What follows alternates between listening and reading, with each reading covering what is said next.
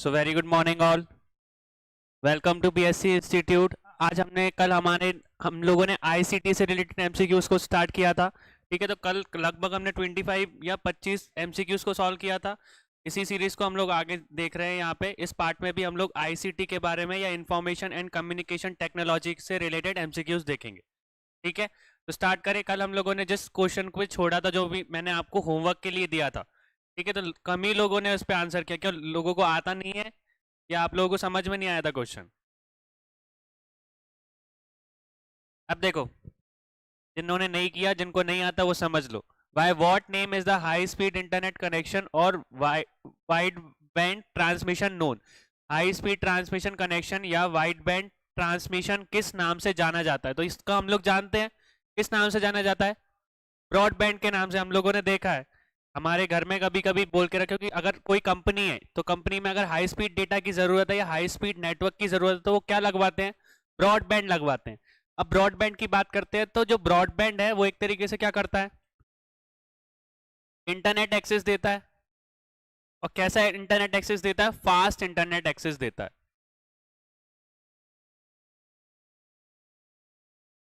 और old traditional telephone lines के through हमको ये कनेक्शन मिलता है। ये चीज याद रखना, ब्रॉडबैंड जो है वो किस पे काम करता है? हमारी टेलीफोन लाइंस के ऊपर काम करता है। जो ट्रेडिशनल टेलीफोन लाइंस रहती है ना, वही बिछाई जाती है और उसी से ही हमको कौन सा इंटरनेट एक्सेस देखने को मिलता है? ब्रॉडबैंड देखने को मिलता है। अब ब्रॉडबैंड की एक और बात है कि ब्रॉडबैंड जो है उसमें हमको एक तरीके की टेक्नोलॉजी देखने को मिलती है। ठीक है, डीएसएल के बारे में सुना है आप लोगों ने? ठीक है, डीएसएल क्या होता है? क्या होता है डीएसएल का फुल फॉर्म? बताओ, किसको पता है? किसी को पता है? Digital subscriber line. ठीक है, अब ब्रॉडबैंड की बात करते हैं तो ब्रॉडबैंड में एक तरीके की टेक्नोलॉजी का इस्तेमाल होता है। उस टेक्नोलॉजी का नाम क्या है? डिजिटल सब्सक्राइबर लाइन, जिसको हम लोग डीएसएल के नाम से जानते हैं। ठीक है, इसको लिख लेना, इंपॉर्टेंट।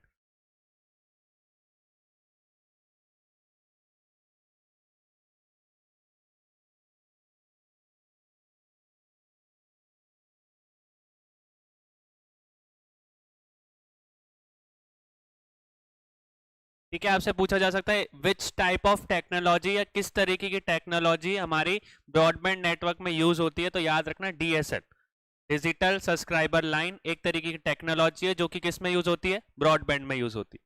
ठीक है, फिर ब्रॉडबैंड की बात करते हैं तो ब्रॉडबैंड जो है वो फास्टर इंटरनेट एक्सेस प्रोवाइड करता है। किसके थ्रू?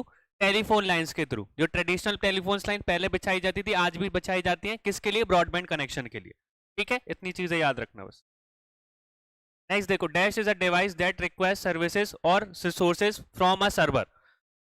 ठीक है, कौन सा ऐसा डिवाइस है जिसको क्या बोला जाता, या बोल सकते हैं ऐसी कौन सा डिवाइस है जो सर्वर से सेवाएं और संसाधनों का अनुरोध करता है?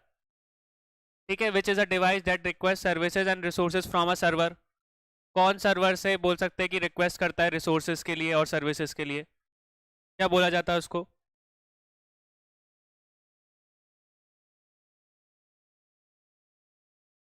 ठीक है, तो क्या बोला जाता है उसको? क्लाइंट बोला जाता है। क्या बोला जाता है? तो क्लाइंट एक तरीके का डिवाइस है जो कि किस चीज की रिक्वेस्ट करता है? सर्विसेज की और रिसोर्सेज की। किससे करता है? सर्वर से करता है। ठीक है, ये सर्वर भी हो सकता है, कंप्यूटर की फॉर्म में भी हो सकता है। कंप्यूटर भी और सर्वर दोनों चीज इसमें इंक्लूड होगी। अब देखो, जब भी कोई सर्वर की बात करते हैं या क्लाइंट की बात करते हैं तो दो तरीकों के काम हमको देखने को मिलते हैं। जो भी काम सर्वर की तरफ से किए जाते हैं उसको सर्वर साइड वर्क बोला जाता है, और जो काम क्लाइंट की तरफ से किए जाते हैं उनको क्या नाम बोला जाता है? क्लाइंट साइड वर्क बोला जाता है। ठीक है, दो तरीके के हमको बोल सकते हैं कि काम देखने को मिलते हैं। एक काम जो कि हमारे सर्वर करते हैं तो उनको सर्वर काम बोला जाता है या सर्वर वर्क बोला जाता है, और जो काम क्लाइंट की तरफ से किया जाता है उसको क्लाइंट वर्क या क्लाइंट काम के नाम से जाना जाता है। ठीक है, इतनी चीज याद रखना यहां से। नेक्स्ट देखो, हु नीड्स इंटरनेट, या इंटरनेट के लिए किसकी आवश्यकता होती है? या बोल सकते हैं कि किस कौन सा स्टेटमेंट इंटरनेट से रिलेटेड है?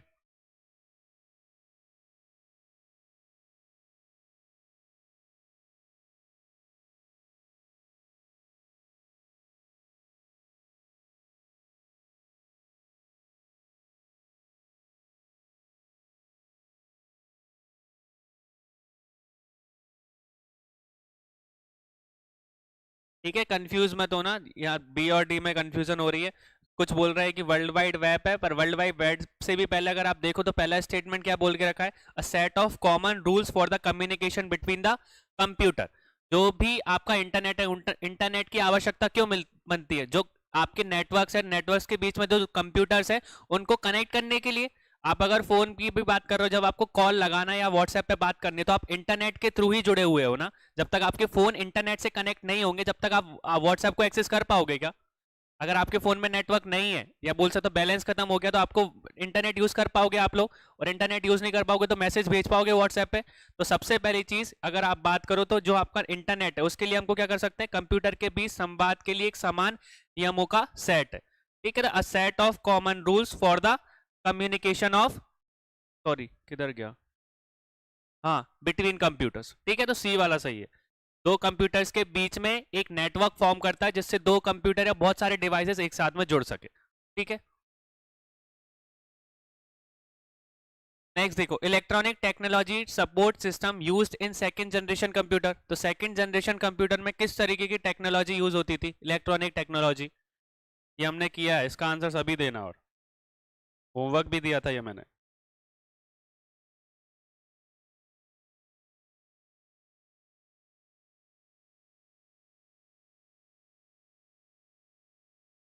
ठीक है, तो इसने सब बता दिया है लगभग। तो ये हमने शायद फर्स्ट या सेकंड लेक्चर में ये होमवर्क दिया था। तो सेकंड जनरेशन कंप्यूटर को और किस कंप्यूटर के नाम से जानते हैं हम लोग? ट्रांजिस्टर कंप्यूटर के नाम से जानते हैं। ठीक है, सेकंड जनरेशन के जो कंप्यूटर है उनको किस नाम से भी जाना जाता है? ट्रांजिस्टर कंप्यूटर के नाम से जाना जाता है। और सेकंड जनरेशन कंप्यूटर्स में हम लोग किस इलेक्ट्रॉनिक टेक्नोलॉजी का यूज करते थे? ट्रांजिस्टर्स का यूज करते थे। ठीक है, ट्रांजिस्टर का यूज बोल सकते हैं कि डिस्क्रीट ट्रांजिस्टर यूज करते हैं हम लोग।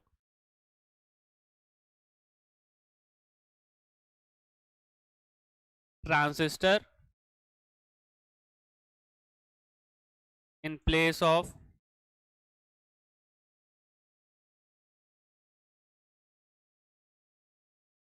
Vacuum tube.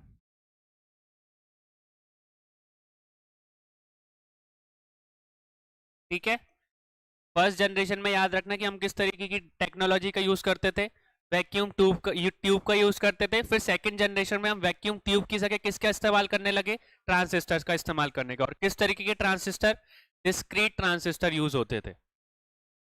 ठीक है, किस तरीके के ट्रांजिस्टर यूज होते थे? डिस्क्रीट ट्रांजिस्टर यूज होते थे।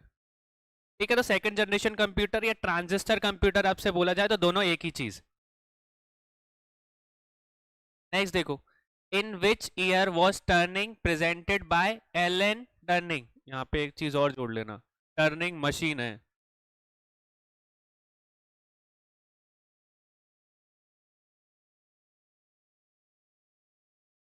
ठीक है, एक एलन टर्निंग थे। एलन टर्निंग ने टर्निंग मशीन जो है वो किस ईयर में बनाई थी? ये क्वेश्चन में पूछा जा रहा है, बताइए किस ईयर में बनाई गई थी?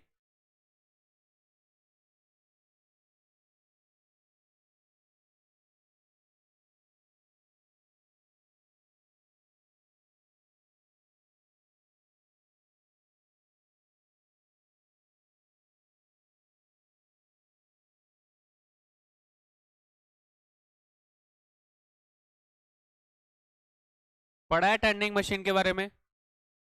तो देखो, सबसे पहली चीज, जो टर्निंग मशीन थी वो किस ईयर में बनाई गई थी? तो 1936 में बनाई गई थी। अब टर्निंग मशीन है क्या? तो इतना याद रखना कि जो टर्निंग मशीन है वो एक तरीके का कंप्यूटिंग डिवाइस है। कैसा डिवाइस है? कंप्यूटिंग डिवाइस है, या कंप्यूटर ही बोल देना। काम क्या करता है? एक तरीके की जो स्ट्रिंग्स रहती है ना, जो 0 और 1 की फॉर्म में रहती है। बाइनरी नंबर्स पढ़े हैं ना हम लोगों को, जो कंप्यूटर है वो उसको कौन सी लैंग्वेज कौन से नंबर समझ में आते हैं? एक 0 और एक 1। 0 मतलब कि कुछ नहीं, 1 मतलब कि बहुत कुछ। यस, तो वो दो नंबर को जो स्ट्रिंग्स रहती थी ना 0 और 1 से रिलेटेड, उसको हैंडल करने के लिए हमने एक कंप्यूटिंग डिवाइस बनाया था जिसका नाम क्या था? एलन टर्न, बोल सकते हैं टर्निंग मशीन। किसने बनाई थी? एलन टर्निंग ने बनाई थी। किस ईयर में बनाई थी? 1936 में बनाई थी। ठीक है, ये क्यों इंपॉर्टेंट है? आज के टाइम पे हम लोग देखते हैं कि हर मोबाइल की बात करो या कंप्यूटर की बात करो या सॉफ्टवेयर की बात करो, किस टेक्नोलॉजी का आज हम इस्तेमाल कर रहे हैं? आज के टाइम पे क्या चल रहा है मोबाइल में? एआई चल रहा है कि नहीं चल रहा? आर्टिफिशियल इंटेलिजेंस चल रहा है कि नहीं चल रहा? तो पहला ऐसा इंसान जिनने एआई की खोज की थी वो कौन था? एलन टर्निंग ही थे। ठीक है, ये चीज याद रखना, he was the first person to invent AI.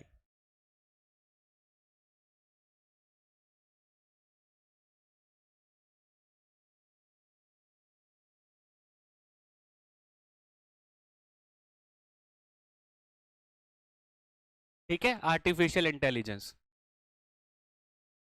तो एलन टर्निंग कैसे इंपॉर्टेंट है हमारे लिए, क्योंकि आज के टाइम पे हम लोग जो भी डिवाइसेस यूज करते हैं तो वो एलन बोल सकते हैं एआई पे बेस्ड है, आर्टिफिशियल इंटेलिजेंस पे मतलब बेस है। तो सबसे पहले किसी भी कंप्यूटर में या किसी भी डिवाइस में आर्टिफिशियल इंटेलिजेंस का इस्तेमाल किसने किया था? एलन टर्निंग ने किया था। ठीक है, और आज के टाइम पे उसके नाम पे एक और टेस्ट भी किया जाता है जो कि एआई से रिलेटेड है, जिसको क्या बोला जाता है? टर्निंग टेस्ट के नाम से भी जाना जाता है। किस नाम से जाना जाता है? अब टर्निंग टेस्ट है क्या? तो एक तरीके का टेस्ट है जिससे पता लगाया जा सकता है कि जो कंप्यूटर है वो ह्यूमन की तरह सोच सकता है या नहीं सोच सकता। ठीक है, तो इस तरीके का टेस्ट करने के लिए जो टेस्ट का नाम है उसका नाम क्या है? Turning test. वो टेस्ट क्यों किया जाता है कि जो कंप्यूटर है, क्या कंप्यूटर ह्यूमन दिमाग की तरह बोल सकते हैं यूज करने या इसकी तरह सोच सकता है या नहीं सोच सकता। इस तरीके की चीज हमको इस टेस्ट में देखने को मिलती है। बेसिक चीज याद रखना। ठीक है, तो हम लोगों ने सबसे पहली चीज क्या पढ़ी कि जो टर्निंग मशीन थी वो किसने बनाई थी? एलन टर्नर ने बनाई थी। किस ईयर में बनाई थी? 1936 में बनाई थी। अब टर्निंग मशीन है क्या? तो एक तरीके की कंप्यूटिंग डिवाइस है जो कि 0 और 1 के जो स्ट्रिंग्स है उनको हैंडल करता है। फिर मेन इंपॉर्टेंट यहाँ पे आते हैं कि जो एआई है उसका इन्वेंशन या उसको इन्वेंट या उसका यूज सबसे पहले किस इंसान ने किया था? तो एलन टर्निंग साइंटिस्ट ने, बोल सकते कंप्यूटर नेटवर्क के जो साइंटिस्ट है उन्होंने किया था। और आज के टाइम पे एआई से रिलेटेड एक टेस्ट किया जाता है जिसको हम लोग क्या बोलते हैं? Turing test. और टर्निंग टेस्ट क्यों किया जाता है? कि एक तरीके से कंपेयर करने के लिए जो कंप्यूटर है क्या वो इंसानों की तरह सोच सकता है या नहीं सोच सकता, ह्यूमन इंटेलिजेंस को चेक करता है वो। ठीक है, कंप्यूटर इंटेलिजेंस के साथ या आर्टिफिशियल इंटेलिजेंस को ह्यूमन इंटेलिजेंस से क्या करता है? वो कंपेयर करता है। ठीक है, इस तरीके की चीजें याद रखना। नेक्स्ट देखो, माइक्रोवेव के विद्युत चुंबकीय तरंगे होती हैं जिनकी सीमा की आकृति होती है। The microwave contains micro electromagnetic waves whose limiting frequency is. तो कितनी फ्रीक्वेंसीज रहती है आपकी? और ये चीज याद रखना, माइक्रोवेव में किस तरीके की वेव्स हमको देखने को मिलती है? इलेक्ट्रोमैग्नेटिक वेव्स देखने को मिलती है। ठीक है, उनकी फ्रीक्वेंसीज कितनी होती है?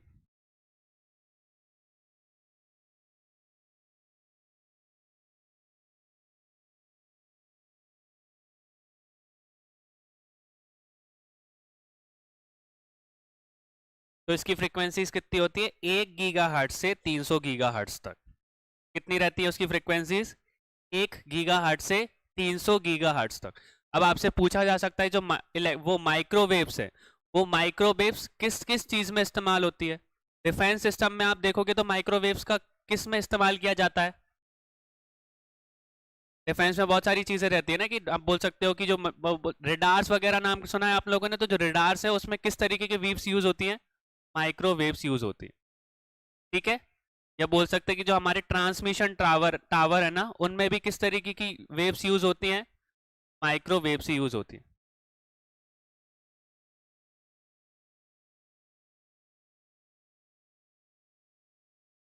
ठीक है, और जो माइक्रोवेव ओवन आता है उस ओवन में भी किस तरीके की वेव यूज हम करते हैं? माइक्रोवेव।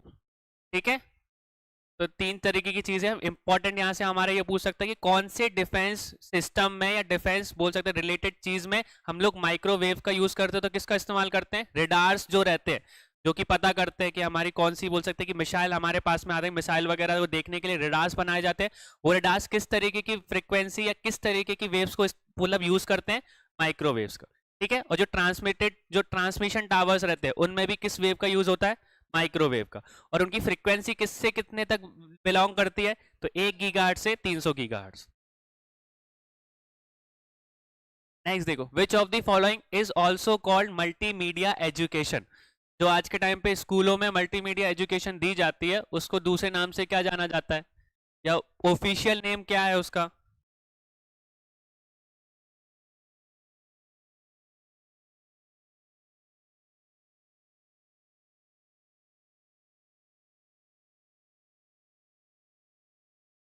बताओ सभी इसको तो, ये तो पढ़ा है हम लोगों ने करंट में।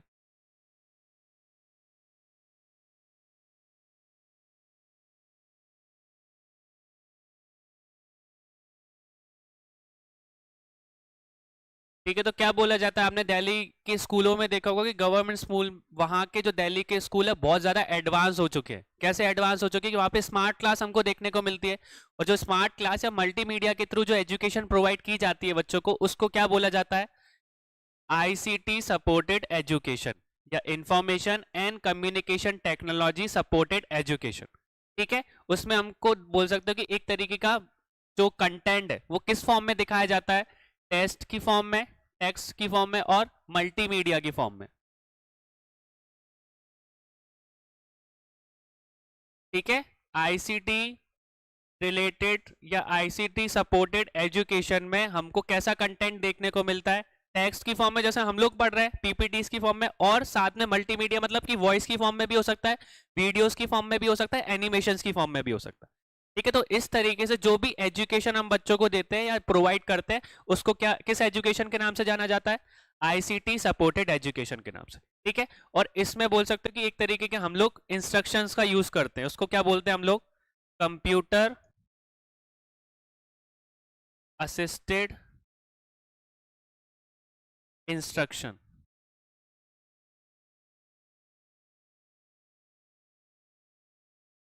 इसको हम लोग CAI के नाम से जानते हैं। ठीक है, अगर आपसे पूछ लिया जाए कि आईसीटी थ्रू एजुकेशन या मल्टीमीडिया एजुकेशन में किस तरीके के इंस्ट्रक्शंस का इस्तेमाल होता है, तो कंप्यूटर असिस्टेड इंस्ट्रक्शंस का इस्तेमाल होता है, जिसको हम CAI भी बोलते हैं। ठीक है, तो ये दोनों कनेक्शन आपसे पूछे जा सकते हैं कि in which type of education does the computer assisted instructions are use, या किस तरीके की बोल सकते हैं कि एजुकेशन में हमारा कंप्यूटर असिस्टेड इंस्ट्रक्शन का इस्तेमाल होता है, तो हमारी आईसीटी थ्रू एजुकेशन के थ्रू। और उसमें जो भी कंटेंट है वो किस फॉर्म में देखने को मिलता है, टेक्स्ट की फॉर्म में और मल्टीमीडिया की फॉर्म में। वॉइस भी हो सकती है, एनिमेशन भी हो सकता है, वीडियोस भी हो सकती है, पिक्चर्स भी हो सकती है, कुछ भी हो सकता है। ठीक है, तो ये मेन चीज याद रखना।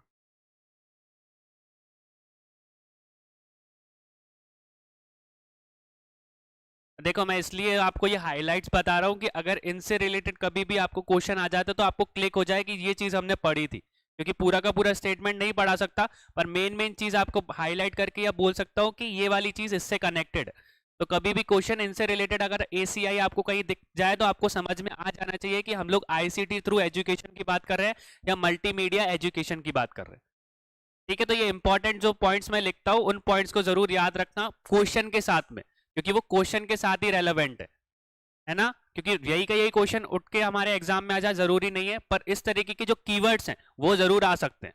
जब कीवर्ड्स आएंगे तो आपको समझ में आ जाना चाहिए कि हाँ ये चीज हमने पढ़ी थी, ये वाली जो कीवर्ड्स है ये इस टॉपिक से रिलेटेड है, तो इस टॉपिक से ये वाला आंसर हो सकता है। ठीक है, क्योंकि इसका रेंज बहुत ज्यादा वाइड है, क्योंकि करंट में न्यूज आती रहती है, पर कुछ ऐसे कीवर्ड्स है जिनसे हम लोग समझ सकते हैं, जो अगर की जैसे हम लोग यहाँ पे ACI की बात कर रहे हैं तो होने को कंप्यूटर असिस्टेड इंस्ट्रक्शन है, पर इससे हमको क्लिक हो जाना चाहिए कि हम मल्टीमीडिया एजुकेशन की बात कर रहे हैं।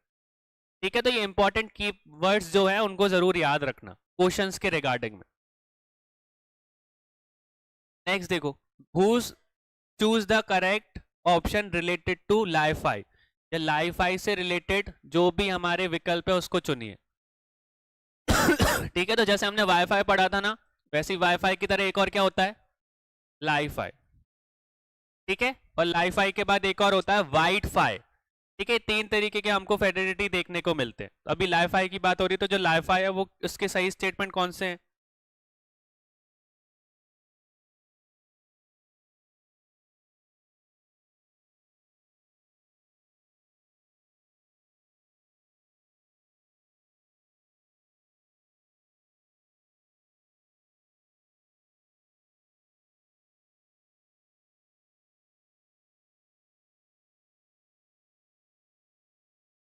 बताओ सभी आंसर।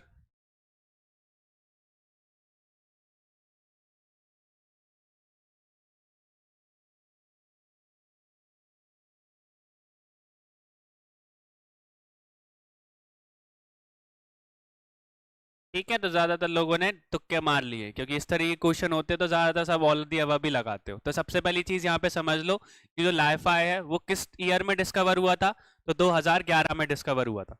किसने डिस्कवर किया था, हेरोल्ड हास ने डिस्कवर किया था।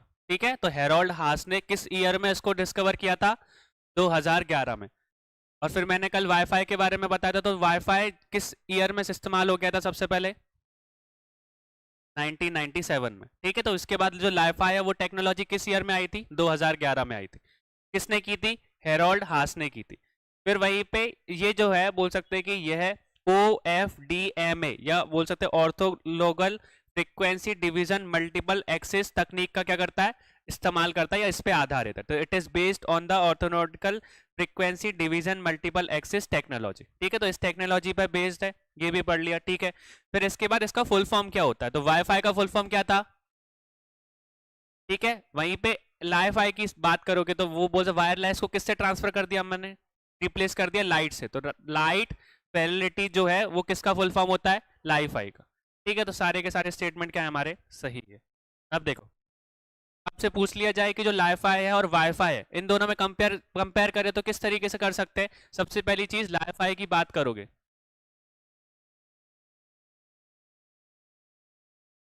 वाईफाई की हम लोग बात देखें तो जो वाईफाई है वो जो ट्रांसमिशन है, मतलब कि जो नेट मतलब डाटा एक्सेस देते हैं वो किसके थ्रू देता है? लाइट के थ्रू इंटरनेट कनेक्शन मिलता है हमको।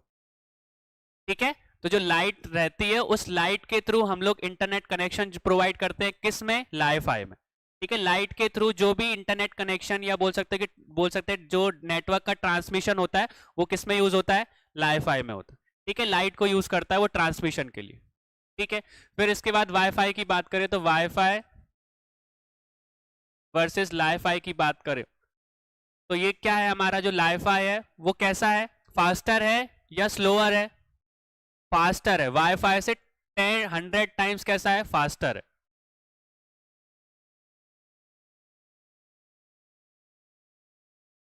ठीक है, जितनी वाईफाई की स्पीड मिलेगी उससे 100 टाइम स्पीड किस में मिलेगी हमको? वाईफाई में देखने को मिलेगी। और दूसरी चीज, ये चीपर है या महंगा है? ये सस्ता होता है comparison to the then WiFi. ठीक है, तो वाईफाई की बात करें तो सबसे पहली चीज फास्टर भी है और दूसरा कैसा है? चीपर भी है। और इसका इस्तेमाल हम लोग ज्यादातर नहीं करते, पर ज्यादातर ऐसी जगह पे इसका इस्तेमाल किया जाता है जहां पे हमको वाईफाई के नेटवर्क्स नहीं मिलते, जहां पे हम लोग वाईफाई नहीं लगा सकते। जैसे कि इंपॉर्टेंट जगह हमारा बोल सकते हो, सबसे मेन चीज एयरक्राफ्ट कैबिन्स।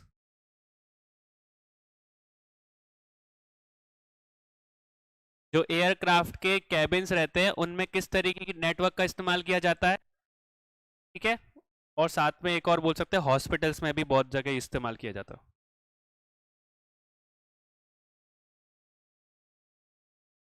ठीक है, तो दो जगह हमने देखी कि एक तो आपके बोल सकते हैं कि एयरक्राफ्ट कैबिन्स और दूसरे हमारे हॉस्पिटल्स में किस तरीके की टेक्नोलॉजी या किस तरीके के नेटवर्क का इस्तेमाल होता है? वाईफाई का, जो कि लाइट के ऊपर आधारित रहता है। जो भी ट्रांसमिशन रहता है वो किसके थ्रू होता है? लाइट के थ्रू होता है। ठीक है, और दोनों अगर आपसे कंपैरिजन पूछ लिया जाए कि जो वाईफाई है वो वाईफाई से कंपैरिजनली चीपर होता है, मतलब सस्ता होता है, और उल्टा फास्टर भी रहता है। 100 टाइम्स बोल सकते हो कि इसकी नॉर्मल स्पीड मतलब कि बताई जाती है कि 100 जीबीपीएस तक की स्पीड ये बोल सकता है, क्या कर सकता है? कंज्यूम कर सकता है। ठीक है, इतनी चीजें रखनी याद। तो सबसे पहली चीज, वाईफाई का फुल फॉर्म क्या होता है? Light Fidelity. इन्वेंशन किस ईयर में हुआ था? फिर इसी में अगर वाईफाई की बात करें तो वाईफाई से 100 टाइम्स फास्टर भी है और चीपर भी है। और तीसरी चीज, इसका इस्तेमाल कहाँ कहाँ पे किया जाता है? ऐसी जगह जहां पे हम लोग कनेक्शन वाईफाई का कनेक्शन नहीं प्रोवाइड कर सकते, तो हॉस्पिटल्स हुए और बोल सकते हैं कि हमारे एयरक्राफ्ट के जो कैबिन्स हुए उनमें हम लोग इस तरीके के इस्तेमाल करते हैं, क्योंकि लाइट तो हर जगह प्रेजेंट रहती है। क्लियर हो गया ये चीज? नेक्स्ट देखो, अब वाईफाई की टेक्नोलॉजी की बात हो रही है। हमने वाईफाई के बारे में देख लिया, वाईफाई के बारे में देखा, वाईफाई के बारे में देखा। अब वाईफाई जो टेक्नोलॉजी है वो कैसी टेक्नोलॉजी है बताइए सभी?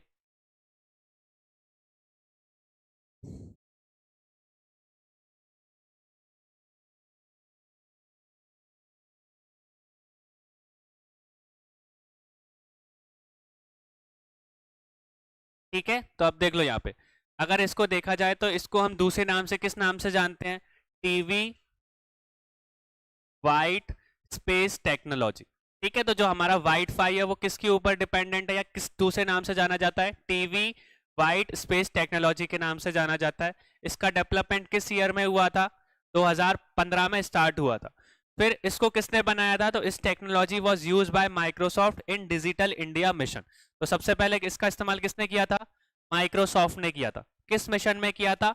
तो डिजिटल इंडिया मिशन में किया था इसको। ठीक है, तो चारों के चारों स्टेटमेंट हमारे सही है। अब देखो, इसमें पूछ सकते हैं कि अगर ज्यादा ही उसको पूछना भी होगा तो इस टेक्नोलॉजी को बेसिकली किस नाम से जाना जाता है?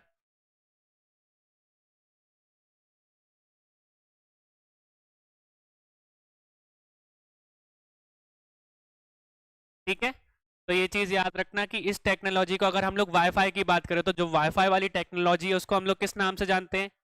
IEEE के नाम से। और जो 802.11.AF जो है वो बोल सकते हैं किसको असेंबल कर रहा है? वाईफाई को असेंबल कर रहा है। तो ये वर्जन है। ठीक है, जो वाईफाई है ये वाला इसका वर्जन है, वर्जन ऑफ वाईफाई बोल सकते हैं। तो इस तरीके की आपको चीज देखने को मिल जाए तो याद रख लेना। क्लियर हो गया? तो अगर वाईफाई की बात करोगे तो वाईफाई का जो बोल सकते सिंबल है वो क्या है? IEEE। अगर आपको 802.11.AF लिख जाए ना तो समझ जाना ये किससे रिलेटेड है?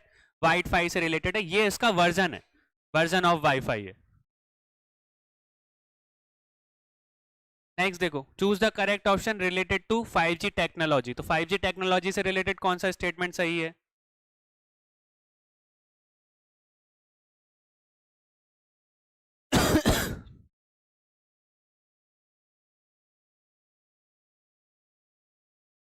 ठीक है, तो अभी 5G हमारे इधर आया था, तो जो पहली चीज की विश्व में सर्वप्रथम 5G को लॉन्च करने वाला देश कौन सा है?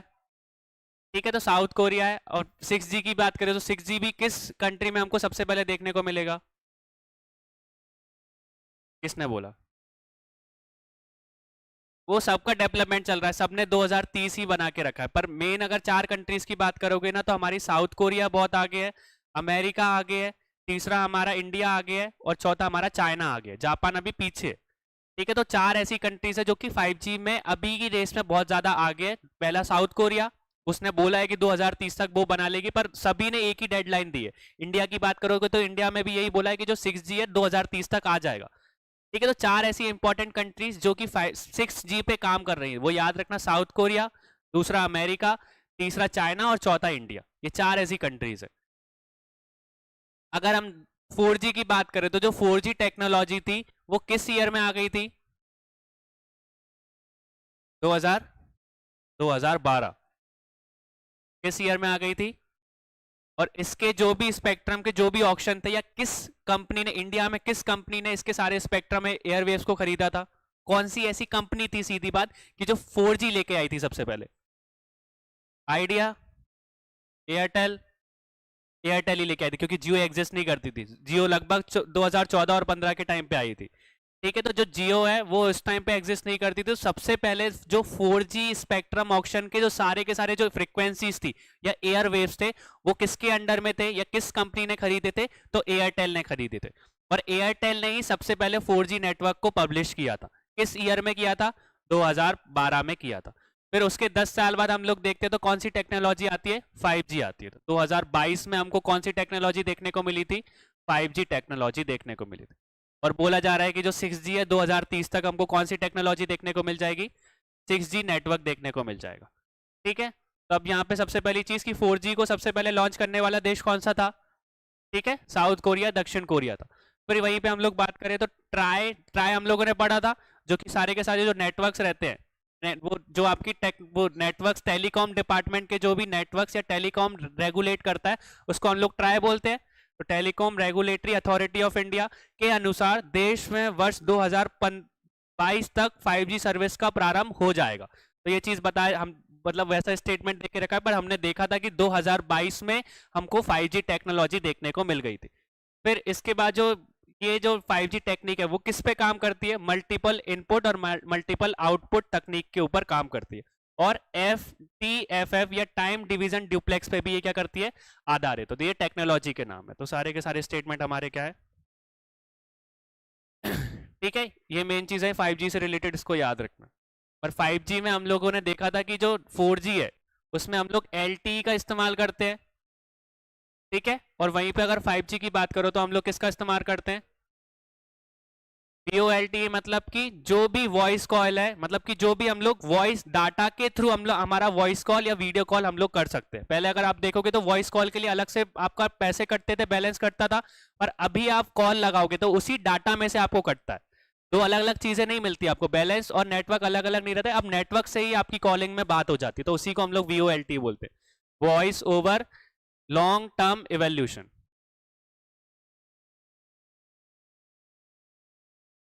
नेक्स्ट देखो, जो प्रोजेक्ट लून है वो किससे रिलेटेड है? Project Loon is related to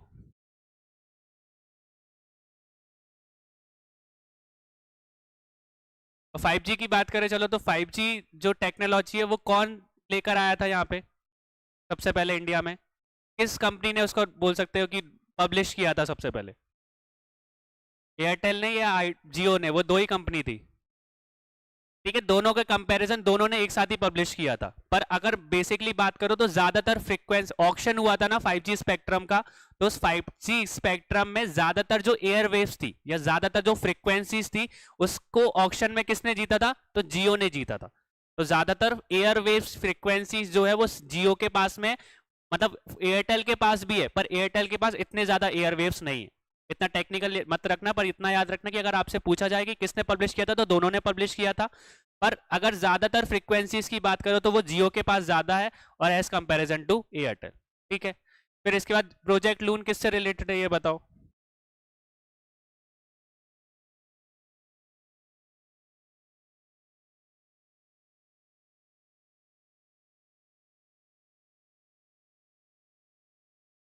ठीक है, तो क्योंकि कंप्यूटर से रिलेटेड चीज पढ़ रहे हो तो कंप्यूटर से ही रिलेटेड होगा। अभी मैंने वो यूनिट 7 तो पढ़ाना स्टार्ट किया नहीं है।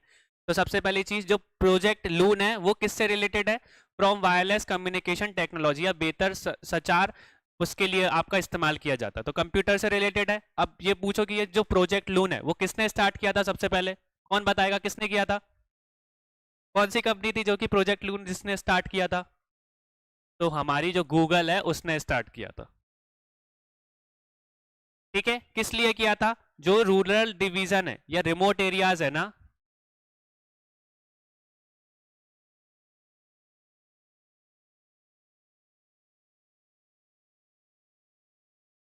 Connect to world.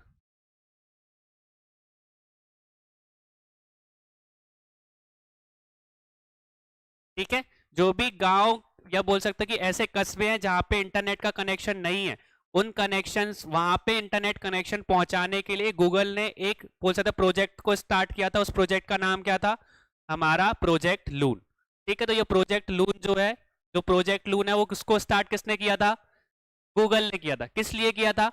जो भी कस्बे वगैरह या गांव वगैरह जहां पे इंटरनेट कनेक्शन नहीं है वहां तक इंटरनेट कनेक्शन पहुंच सके, और वो लोग भी पूरे दुनिया से कनेक्ट हो सके, उसलिए वो प्रोजेक्ट स्टार्ट किया गया था। ठीक है, और ये प्रोजेक्ट लून है या इस तरीके की जो टेक्नोलॉजी है वो हम लोग नेचुरल डिजास्टर जब हो जाता है, कि जब हम लोग देखते हैं जैसे कि केदारनाथ की बात करो तो जब बड़का हड़कंप मचा था, या केदारनाथ में जब डिजास्टर आया था, तो सारे के सारे जो बोल सकते हैं कि घर भी गिर गए थे, और जो टावर्स वगैरह थे वो भी गिर जाएंगे, तो वहां पे कोई ट्रांसमिशन या इंटरनेट कनेक्शन रहेगा क्या? कोई कॉल कर पाएगा क्या? तो इस तरीके की टेक्नोलॉजी, ये प्रोजेक्ट लून में जो टेक्नोलॉजी यूज होती है, वो टेक्नोलॉजी हमको कहाँ पे देखने को मिलती है? जब कहीं पे डिजास्टर वगैरह आ जाता है या जहां पे हड़कंप मच जाता है, तो वहां पे हम इस तरीके की चीज का इस्तेमाल करते हैं। ठीक है, क्लियर हो गया? नेक्स्ट देखो, which of the following is a type of modulation? जो मॉड्यूलेशन के टाइप है उनमें से कौन कौन सी चीज मॉड्यूलेशन से रिलेटेड है?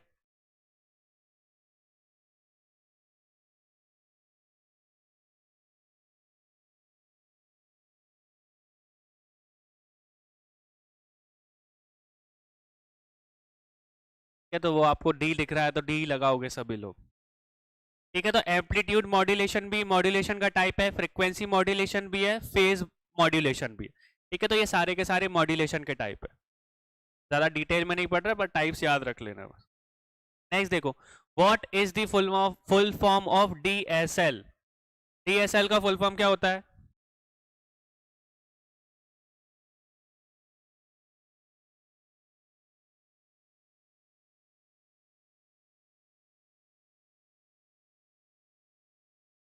अभी हाल ही बताया था तो भी लड़ने लगे हैं।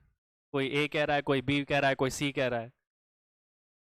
अभी क्या बताया था, पहले ही क्वेश्चन में बताया था, डीएसएल का फुल फॉर्म क्या था, डिजिटल सब्सक्राइबर लाइन। तो लाइट कहां से आ गया, कुछ लाइन कह रहा है, कोई डायल सोसाइटी लाइन भी बोल रहा है।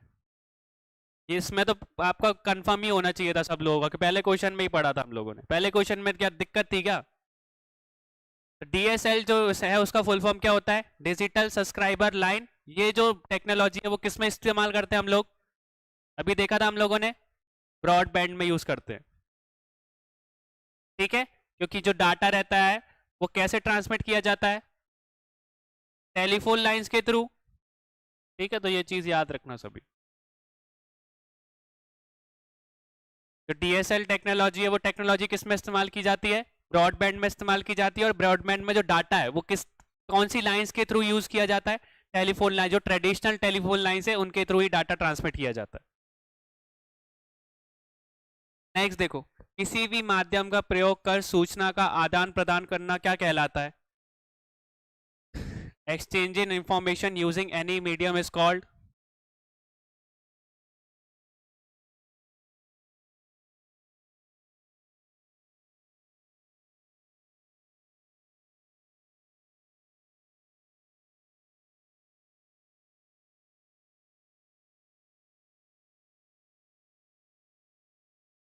ठीक है, तो हम लोगों ने देखा जो कम्युनिकेशन है, उस कम्युनिकेशन के आदान प्रदान किसी मीडियम के थ्रू, उसको क्या बोला जाता है, संचार या कम्युनिकेशन बोला जाता है। नेक्स्ट देखो, what is the full form of WAN, simple सा क्वेश्चन। ठीक है, ये तो बताओगे, और सबसे पहले ये भी बताओगे जो जो वर्ल्ड वाइड वेब ये नेटवर्क है, इसका इस्तेमाल सबसे पहले किसने किया था, बताओ सभी।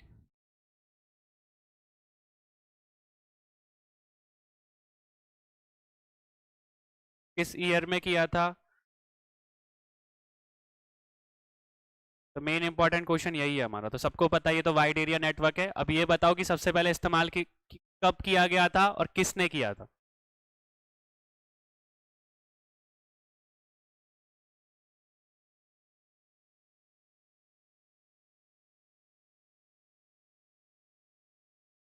अरे नेटवर्क के बारे में नहीं पूछ रहा हूँ मैं। तो जो वाइड एरिया नेटवर्क की बात करते हैं या वैन की बात करते हैं, सबसे पहले इस्तेमाल उसने किसने किया था, यूएस ने किया था। यूएस की एयर फोर्स ने सबसे पहले इसका इस्तेमाल किया था। ठीक है, किस टाइम पे किया था, एग्जैक्ट ईयर तो नहीं पता, पर 1950s के टाइम पे जरूर किया था। ठीक है, 1950s के टाइम पे यूएस की एयर फोर्स ने किस नेटवर्क का इस्तेमाल किया था, वाइड एरिया नेटवर्क का इस्तेमाल किया था। ठीक है, अगर कंपैरेटिव देखा जाए तो वाइड एरिया नेटवर्क नेटवर्क जो है फास्टेस्ट भी है और सबसे बोल सकते हैं महंगा भी है। ठीक है, कॉस्टियर भी रहता है ये चीज को याद रखनी है हम लोगों को। इसका इस्तेमाल कब किया गया था, एयरफोर्स ने किया था। किसकी एयरफोर्स ने किया था, यूएस की एयरफोर्स ने। किस ईयर में, लगभग 1950s के टाइम पे किया था।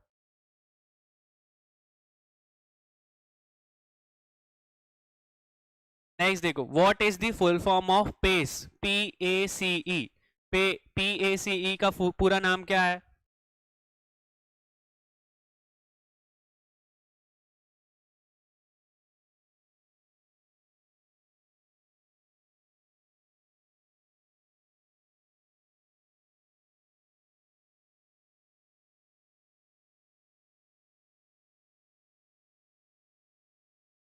क्या है इसका फुल फॉर्म?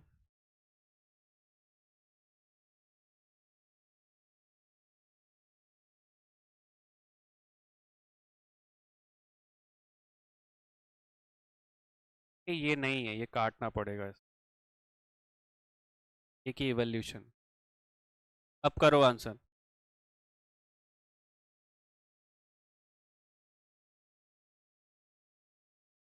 ठीक है, तो पेस का जो फुल फॉर्म है वो क्या है, processor for aerodynamic computation and evolution. ठीक है, तो बी वाला हमारा आंसर सही है। क्या है हमारा पेस का full form, processor for aerodynamic computation and evolution. अब ये जो पेस है वो किसने बनाया था सबसे पहले, जो पेस है वो एक तरीके से बोल सकते हो कि एक तरीके का सुपर कंप्यूटर है। क्या है, एक तरीके का सुपर कंप्यूटर का टाइप है, जो कि किसने बनाया था, अनुराग ने बनाया था। किसने बनाया था? अब कौन है अनुराग? कोई इंसान है क्या? ठीक है, तो इसका फुल फॉर्म लिखो। Advanced numerical search and analysis group.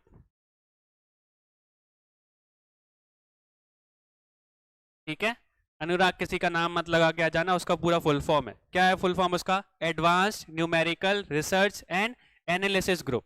ये क्या है? ग्रुप एक तरीके की लेबोरेटरी है। एक तरीके क्या है ये? लेबोरेटरी है। किसकी लेबोरेटरी है? डीआरडीओ की। ठीक है, डीआरडीओ के बारे में पता है क्या होता है डीआरडीओ को फुल फॉर्म?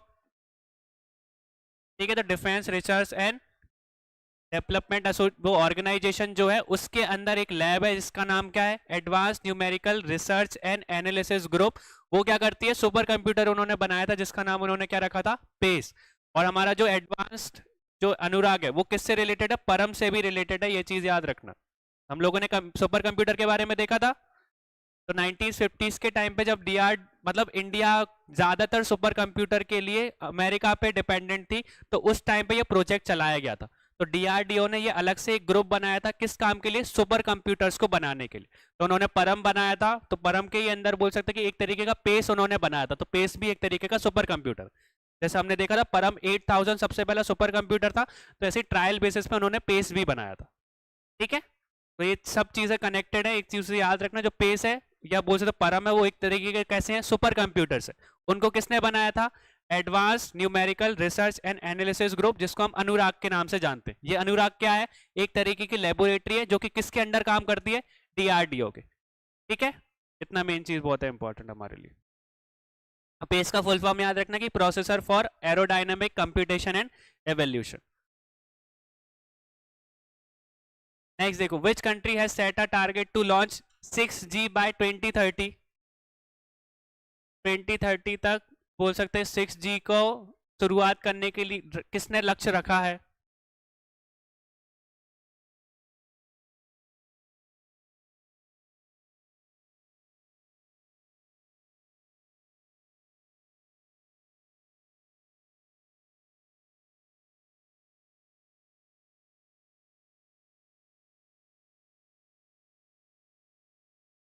ठीक है, तो अभी मैंने बता दिया था कि किसने रखा है सबसे पहले लक्ष्य। किसने बोला था इस चीज के बारे में? तो सबसे पहले साउथ कोरिया ने बोला था।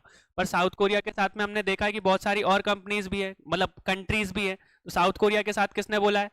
यूएसए ने बोला है साथ में, और साथ में ठीक है, तो हमारे नरेंद्र मोदी ने भी बोला है कि 2030 तक क्या बन जाएगा? 6G जो है वो हमारे इंडिया में आ जाएगा। ये चार कंट्रीज ने मिलके बोल के रखा है कि 4G 6G जो है वो 2030 तक आ जाएगा। अब और क्या समझने की चीज है? अब यहाँ पे इतना याद रखना कि जो नॉर्थ कोरिया है वो क्या कर रही है? अपनी लोकल कंपनीज को बहुत ज्यादा सपोर्ट कर रही है।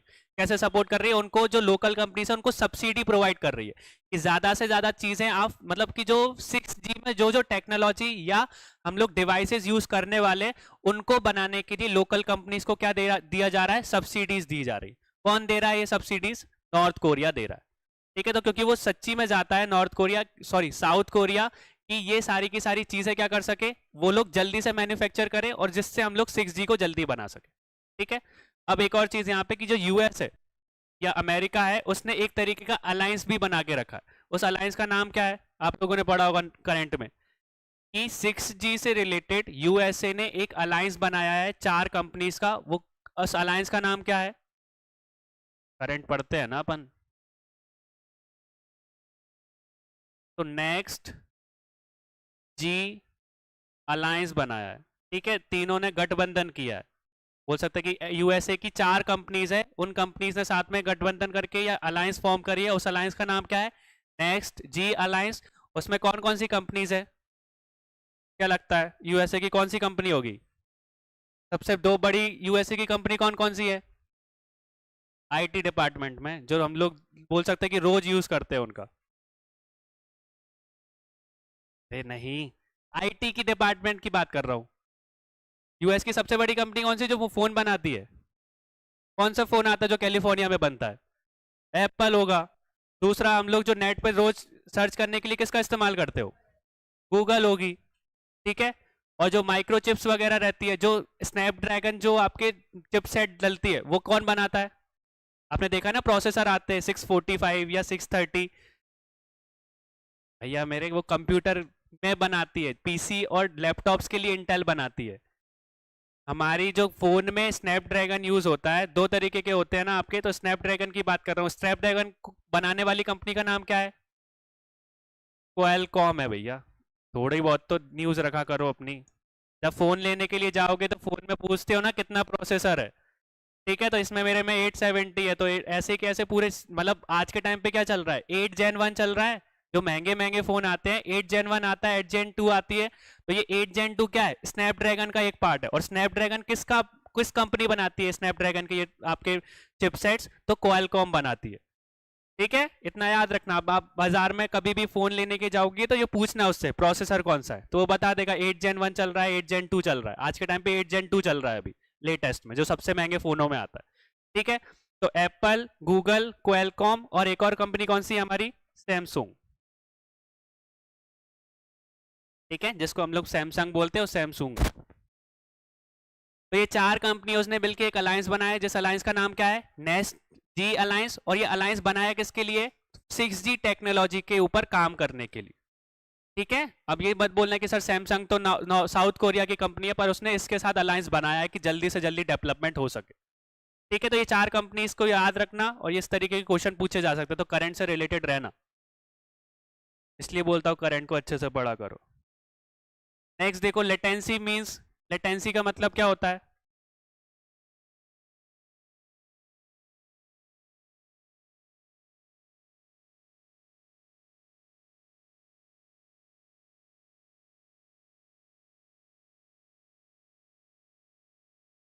क्या होता है लेटेंसी का मींस?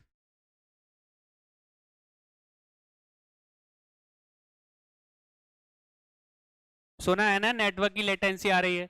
पबजी खेलते होगे तो पबजी वालों को ज्यादा पता होगा, पिंग आती है, पिंग का नाम सुना होगा। तो लेटेंसी भी वही यूज होती है वहां पे भी।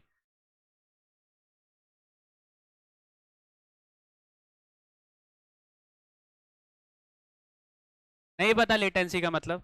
लेटेंसी मतलब कि एक तरीके से बोलते हैं the time taken for data to to reach one point to another in a network. तो कोई भी नेटवर्क में डाटा को किसी एक बिंदु से दूसरी बिंदु तक पहुंचने वाले टाइम को हम लोग क्या बोलते हैं? लेटेंसी बोलते हैं। कि अगर बीच में ज्यादा डिस्टरबेंस हो गया, अगर एक पॉइंट से दूसरे पॉइंट तक पहुंचने में ज्यादा टाइम लग गया, तो उसको क्या बोलेंगे हम लोग? नेटवर्क लेटेंसी आ रही है, कि एक जगह से दूसरी जगह डाटा ट्रांसफर होने में क्या हो रहा है? डिले हो रहा है। ठीक है, तो उसी चीज को हम लोग क्या बोलते हैं? लेटेंसी बोलते हैं। तो लेटेंसी क्या होता है? एक तरीके का नेटवर्क है, मतलब एक नेटवर्क में जब डाटा को एक जगह से दूसरी जगह में भेजा जाता है तो उसको क्या बोला जाता है? लेटेंसी बोला जाता है। ज्यादातर लेटेंसी का इस्तेमाल हम लोग किस लिए करते हैं? डिले के लिए करते हैं। कि बोल रहे कि लेटेंसी आ रही है, कि मतलब नेटवर्क में डिले आ रहा है, कि मतलब नेटवर्क सही से डाटा यूज, हम लोग डाटा एक जगह से दूसरी जगह पहुंच नहीं पा रहा है। ठीक है, जैसे हम लोग बोलते हैं ना, जैसे व्हाट्सएप का अगर मैंने पिक्चर आपको भेजी, तो अगर आपके फोन में वो पिक्चर डाउनलोड नहीं हुई, आपके पास तक पहुंची नहीं, तो मैंने तो अपनी जगह से आपके पास भेज दी ना। तो अगर पहुंचने में अगर ज्यादा टाइम लग गया, तो इससे क्या समझ में आ जाएगा? कि लेटेंसी है, कि नेटवर्क बिजी चल रहा है या सर्वर बिजी है, तो इसके कारण जो हमारा बोल सकते हैं कि जो फाइल है वो पहुंच नहीं पाई है। तो उस चीज को हम लोग लेटेंसी का इस्तेमाल करते हैं। नेक्स्ट देखो, टीडीडी का मीन्स क्या है? What is TDD stands for?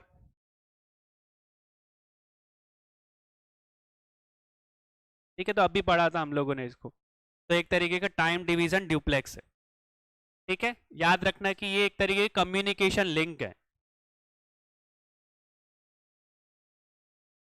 क्या है? एक तरीके की कम्युनिकेशन लिंक है। अब ज्यादा मत पढ़ना वरना, क्योंकि दो तरीके की लिंक होती है, एक अप लिंक होती है और एक डी लिंक रहती है। तो इन दोनों को जो लिंक करता है ना, उसको हम लोग टीडीडी बोलते हैं। ठीक है, ना याद रखना कि एक तरीके की कम्युनिकेशन लिंक है जो कि दो चीजों को लिंक करती है, एक अप लिंक होती है और एक डाउन लिंक रहती है।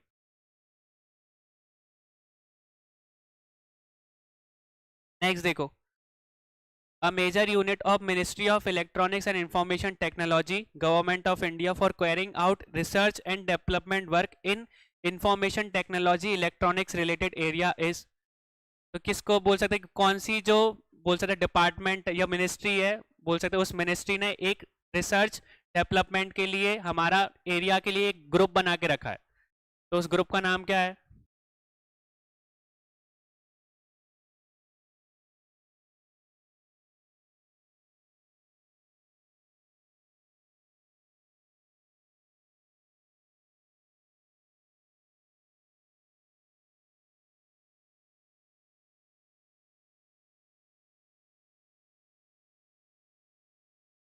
ठीक है, तो कौन है, हमने पढ़ा है इसके बारे में, तो सीडेक है।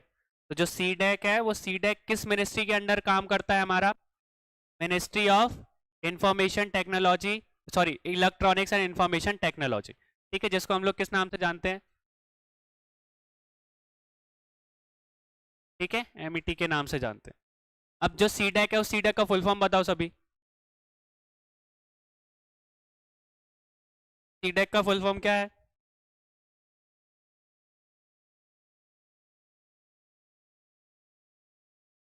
ठीक है, तो क्या है हमारा फुल फॉर्म? एक ने बता दिया कि centre for development of advance computing. Clear है? तो हमारा सीडेक का फुल फॉर्म क्या है? Centre for development of advance computing. अब इससे आपका पूछा जाएगा इसका हेडक्वार्टर कहाँ पर स्थित है, कहाँ पर है इसका हेडक्वार्टर? ठीक है, तो कहाँ पर स्टेटेड है? पुणे में। सीडेक किस ईयर में स्टैब्लिश हुआ था? 1988 में। ठीक है, करंट डायरेक्टर कौन है सीडेक के? डायरेक्टर इन चीफ कौन है?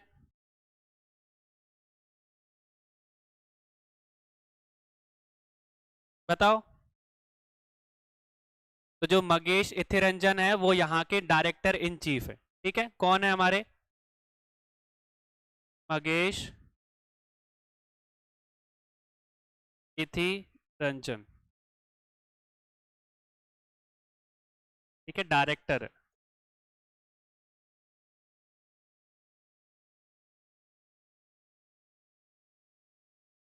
देखिए, ये जब मैंने आपको बताया भी है पढ़ने का तरीका कि जब आप एक बार कोई सी संस्था के बारे में या किसी भी सेंटर के बारे में पढ़ रहे हैं तो उससे पूरी इंफॉर्मेशन एक ही जगह पे लिख लिया करो।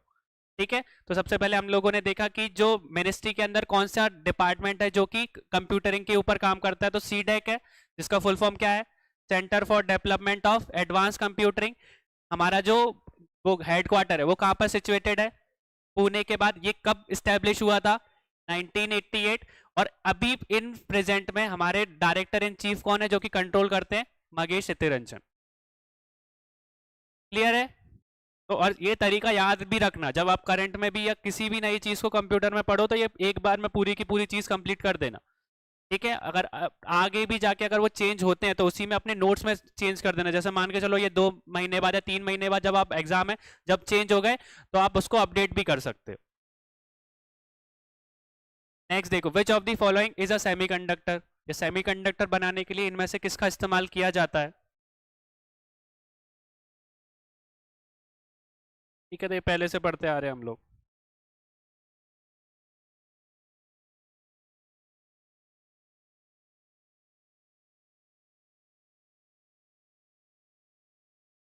ठीक है, तो कौन सा है हमारा?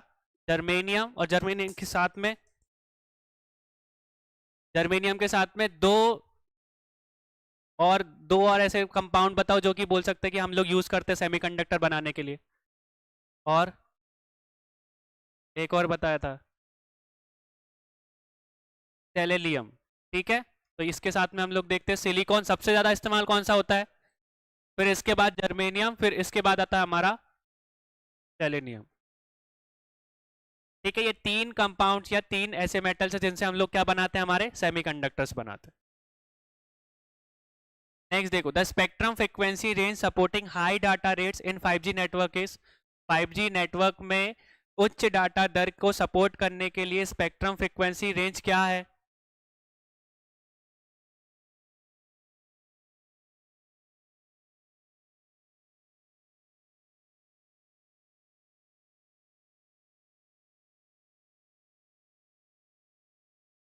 ठीक है, तो इसको जो रेंज बता के रखी है वो कौन सी है? मिड बैंड स्पेक्ट्रम है।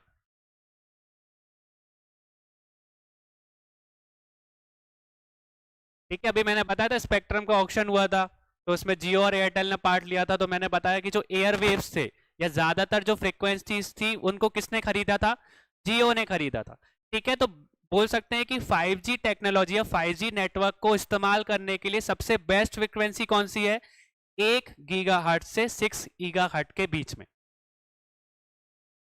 ठीक है, 1 गीगाहर्ट्ज से 6 गीगाहर्ट्ज के बीच में जो भी आपकी फ्रीक्वेंसी है वो 5G नेटवर्क के लिए सबसे सुटेबल है।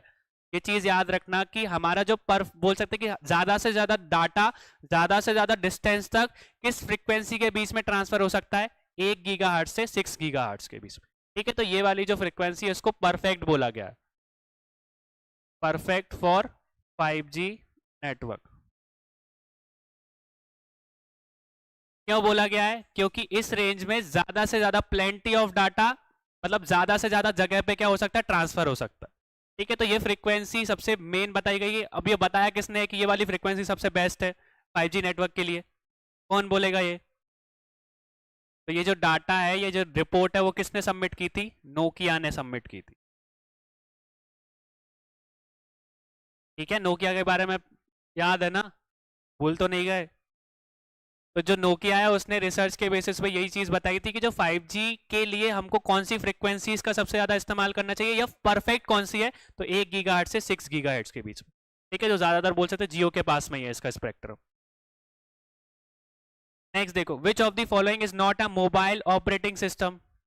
तो इनमें से कौन सा मोबाइल ऑपरेटिंग सिस्टम नहीं है?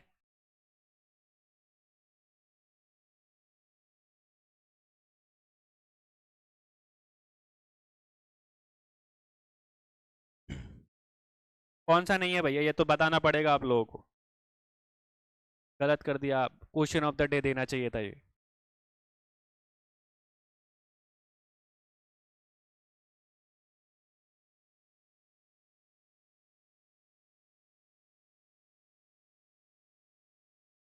नहीं पता?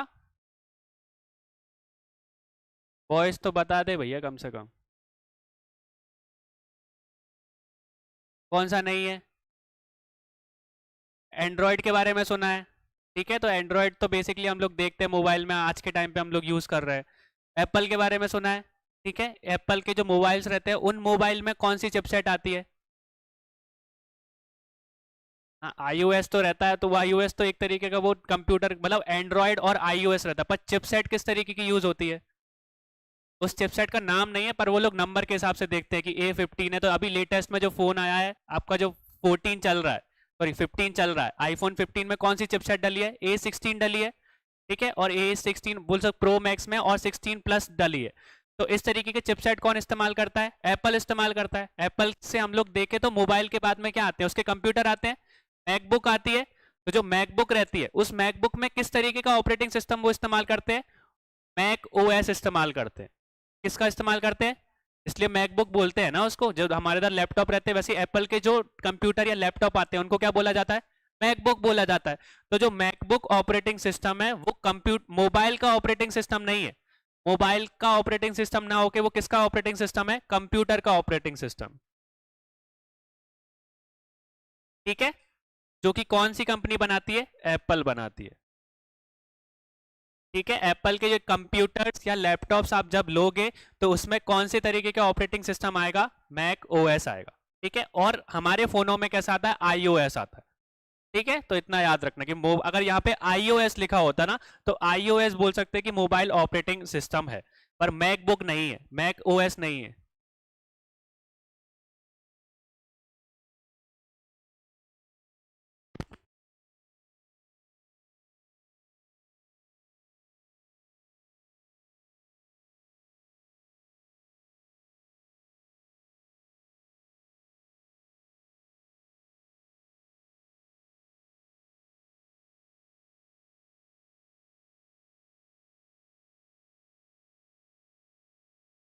क्लियर हो गया?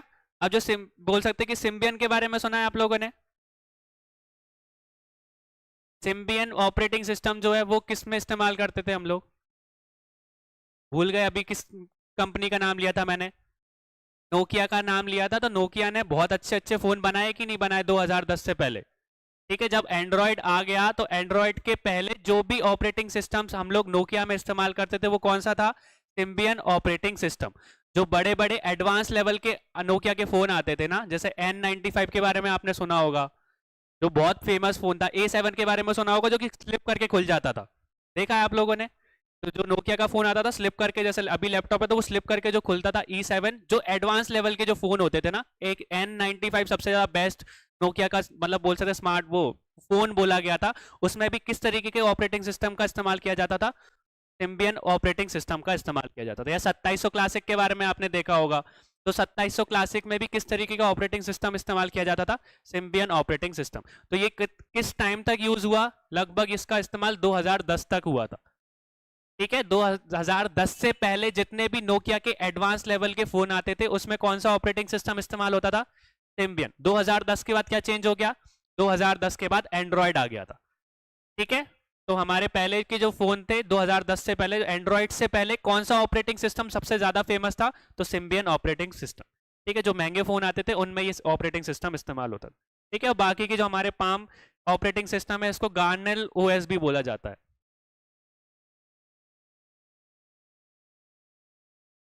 ठीक है, दूसरे नाम से गार्नेल ओएस के नाम से जाना जाता है, इतना बहुत है। ठीक है, तो ये इस तरीके के क्वेश्चन आपको मिल सकते हैं। तो टेक्नोलॉजी से रिलेटेड थोड़े से क्वेश्चन को रखा करो। एप्पल, मैंने बताया ना कि जो मेन मेन कंपनीज है वो मेन मेन कंपनीज किस तरीके के सॉफ्टवेयर ओएस को याद मतलब आपके यूज करते हैं, वो इतना याद रखना। हम थोड़ा सा ब्रीफली पढ़ लेते हैं। सबसे पहले बड़ी कंपनी कौन सी है? एप्पल है। तो जो एप्पल के जो फोन्स आते हैं उनमें iOS इस्तेमाल होता है। ठीक है, और उनकी जो चिपसेट रहती है वो ए की फॉर्म में रहती है, A15, A16, अभी जो नेक्स्ट आएगी A17 आएगी। ठीक है, तो मोबाइल फोन में A17 iOS इस्तेमाल होता है। और उनकी जो लैपटॉप्स रहते हैं या आपके कंप्यूटर्स रहते हैं उनमें कौन सी ओएस का इस्तेमाल करते हैं? मैक ओएस का इस्तेमाल करते हैं। ठीक है, फिर हम लोग अगर विंडोज की बात करें तो विंडोज ऑपरेटिंग सिस्टम के बारे में आपको पता ही है। ठीक है, तो जो आपके डेस्कटॉप रहते हैं ज्यादातर फेमस, सबसे ज्यादा डेस्कटॉप में कौन से ऑपरेटिंग सिस्टम सबसे ज्यादा फेमस है? तो विंडोज है। और विंडोज के बाद कौन सा ऑपरेटिंग सिस्टम है जो कि ज्यादातर फेमस है? तो मैकबुक है, मैक ओएस है। फिर इसके बाद हम लोग लाइनेक्स का बोल सकते हैं, क्योंकि लाइनेक्स बहुत ही कम जगह पे यूज होता है। मैंने बताया था लाइनेक्स बड़ी बड़ी कंपनियों में ही इस्तेमाल किया जाता है। थोड़ा सा टिपिकल है, तो नॉर्मल डेली लाइफ में हम लोग लाइनेक्स का इस्तेमाल नहीं करते। ठीक है, तो तीन कंपनीज मैंने बता दी ऑपरेटिंग सिस्टम डेस्कटॉप से रिलेटेड। एक है आपका सबसे पहले जो आता है विंडोज, दूसरा मैक ओएस और तीसरा लाइनेक्स। ठीक है, फिर मोबाइल की बात करोगे तो मोबाइल में अगर एप्पल की बात करें तो वहां पे iOS चलता है।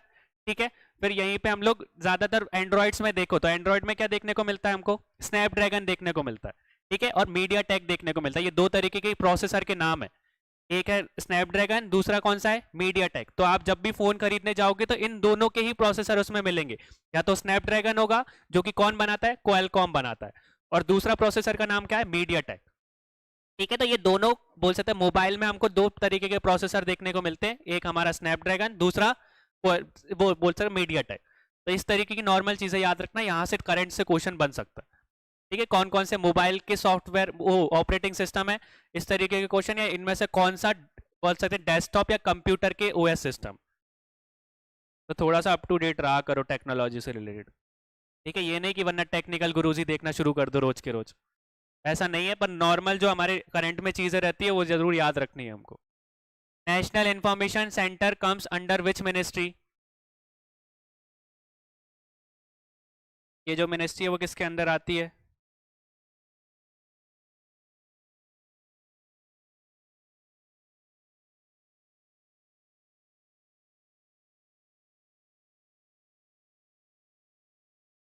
किसके अंडर आती है?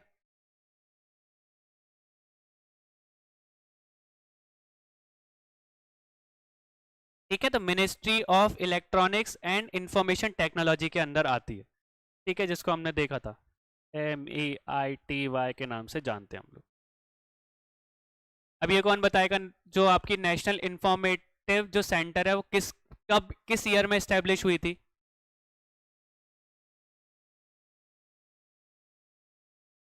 बताओ, चलो कमेंट सेक्शन में बताओ। क्लियर नहीं आ रहा वॉइस।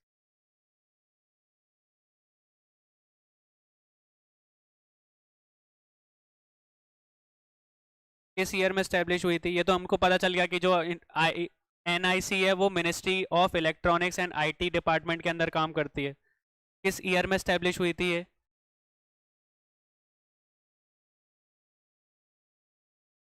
ठीक है, तो किस ईयर में स्टैब्लिश हुई थी ये? 1976 में हुई थी। ठीक है, अभी इसके डायरेक्टर कौन है? डायरेक्टर का नाम भी बता दो अब।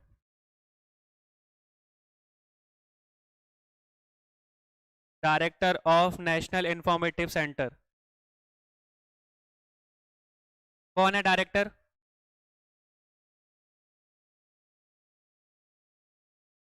डायरेक्टर का नाम? अभी प्रेजेंट में उनके डायरेक्टर कौन है? अमित अग्रवाल। ठीक है, तो एनआईसी की बात करें तो 1796 में स्टैब्लिश हुई थी और इसके अभी डायरेक्टर इन चीफ कौन है? अमित अग्रवाल। और अगर मिनिस्ट्री की बात करें तो ministry of electronics and informative centre के मिनिस्टर कौन है? MEITY के मिनिस्टर कौन है?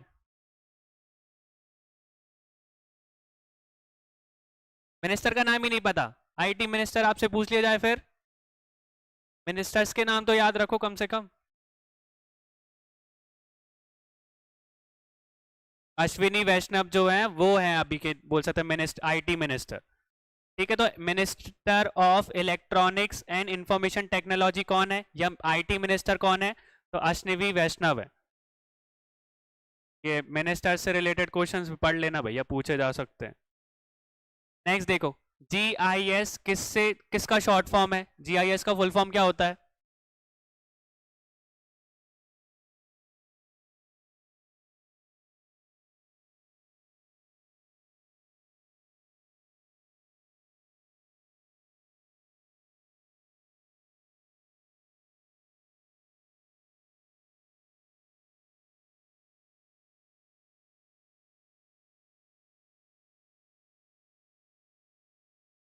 फुल फॉर्म क्या है बताओ जल्दी।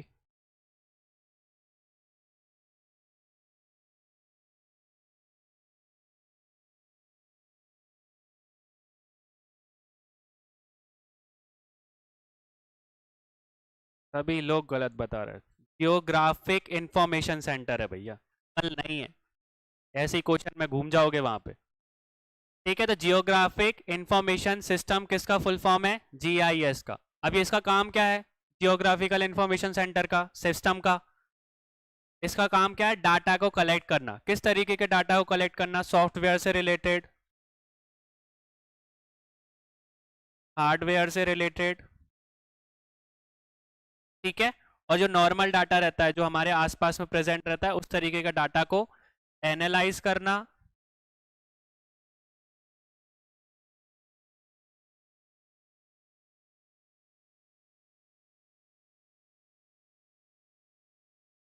Analysis and understand special data.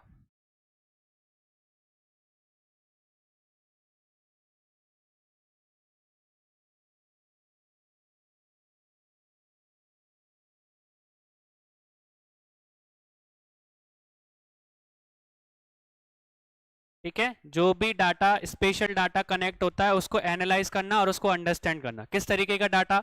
Software data, hardware data और नॉर्मल जो डाटा प्रेजेंट रहता है उसको एनालाइज करके अंडरस्टैंड करने का जो काम है वो कौन करता है?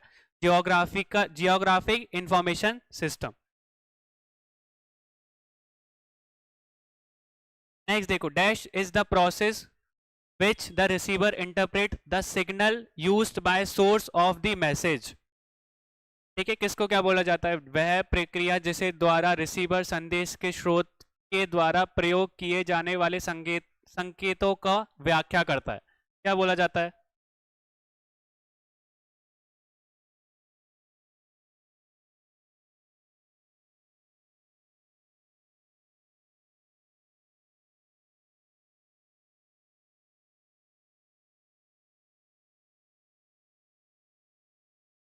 ठीक है, तो क्या बोला जाता है उसको? डिकोडिंग बोला जाता है।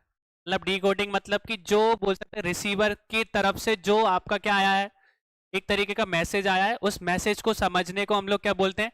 डिकोडिंग बोलते हैं। जैसे कि अगर आप व्हाट्सएप है, मतलब मान के चलो पहला मैं सेंडर हूं, आप रिसीवर हो, तो पहले मैं आपको कुछ चीज भेजूंगा। अगर मैंने अपनी जो भी कम्युनिकेशन है वो अगर सिंबल्स की फॉर्म में रखा है, या पिक्चर्स की फॉर्म में अगर मैंने आपको चीज भेजी है तो उसको हम लोग क्या बोलेंगे, एनकोडिंग। ठीक है, पहले एनकोडिंग का मतलब समझो। एनकोडिंग मतलब अगर मैं अपने मैसेज को क्या करूं, सिंबल्स में कन्वर्ट कर दूं। सिंबल्स मतलब कि या तो पिक्चर्स की फॉर्म में हो गया या तो टेक्स्ट की फॉर्म में हो गया, तो उस चीज को हम लोग क्या बोलते हैं, एनकोडिंग बोलते हैं। तो मैं सेंडर था, मैंने आपको कोई चीज भेजी किस फॉर्म में, कोड्स की फॉर्म में, तो उसको क्या बोलेंगे हम लोग, एनकोडिंग बोलेंगे। जब रिसीवर, जब आप मेरे को कोई चीज भेजोगे ना और मैं उस चीज को समझूंगा तो उसको, इस चीज को हम लोग क्या बोलते हैं, डीकोडिंग बोलते हैं। ठीक है, तो कुछ तरीके के कोड वगैरह रहते हैं ना, तो वो कोड को समझने वाली चीज, जब रिसीवर कोई तरीके का कोड रिसीव, वो सेंडर को भेज रहा है और वो सेंडर उसको समझता है, उस चीज को हम लोग क्या बोलते हैं, डीकोडिंग बोलते हैं।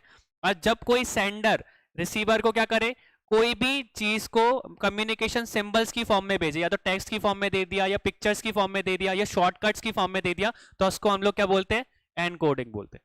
ठीक है, तो ये दोनों चीज याद रखना, एनकोडिंग और डीकोडिंग। एनकोडिंग मतलब कि सेंडर से रिसीवर के पास कोई भी मैसेज को सिंबल्स की फॉर्म में पहुंचाना। फिर वही चीज जब रिसीवर, आप बोल सकते हैं कि आप भी सिंबल की फॉर्म में जब मेरे को भेजोगे तो मुझे भी तो क्या करना पड़ेगा, डीकोड करना पड़ेगा ना। जैसे व्हाट्सएप की लैंग्वेज रहती है ना, आजकल बहुत सारी लैंग्वेज चल रही है, जैसे एस ऐप है। अब आपने तो भेज दिया मेरे को, रिसीवर ने मेरे को भेज दिया एस ऐप, तो अब मेरे को समझना भी तो पड़ेगा एस ऐप का मतलब क्या है। तो एस ऐप का फुल फॉर्म तो मेरे को पता करना पड़ेगा कि एज सून एज पॉसिबल। तो उस चीज को डिकोड कराना मैंने आपके शॉर्टकट को, तो उसको क्या बोलते हैं, डीकोडिंग बोलते हैं। अब मेरा भी मन कर रहा है कि मैं भी आपको कोई शॉर्टकट भेजूं, तो मैंने शॉर्टकट आपको भेजा, तो उसको हम लोग एनकोडिंग बोलेंगे। क्लियर हो गया, तो ये चीज याद रखना, जो व्हाट्सएप की दुनिया में चलता है ना आजकल, शॉर्टकट्स बहुत चल रहे हैं। ठीक है, तो हमारे जो टेक्स्ट है उसको सिंबल्स में कन्वर्ट करके रिसीवर को भेजना, उसको एनकोडिंग बोलते हैं। और जब रिसीवर कोई मैसेज को, आप बोल सकते हैं टेक्स्ट की फॉर्म में या कोड्स की फॉर्म में किसी सेंडर को भेज रहा है, तो उसको एनकोडिंग बोलते हैं। क्लियर हो गया, तो यहीं से हमारे बोल सकते हैं कि सारे आईटीसी से रिलेटेड जो भी एमसीक्यूज थे वो खत्म होते हैं। ठीक है, इंफॉर्मेशन एंड कम्युनिकेशन टेक्नोलॉजी से रिलेटेड चीजों को हम लोगों ने यहाँ पे देखा, बहुत सारे एमसीक्यू जो फैक्ट्स थे, कॉन्सेप्ट्स थे, उनको समझा, इतना हमारे लिए बहुत है। ठीक है, इससे नई चीज आपको करंट में अगर देखने को मिलती है, कोई भी टेक्नोलॉजी नई आती है, कोई भी कम्युनिकेशन से रिलेटेड या इंफॉर्मेशन टेक्नोलॉजी से रिलेटेड, आप अपने नोट्स में उसमें कवर कर लेना। ठीक है,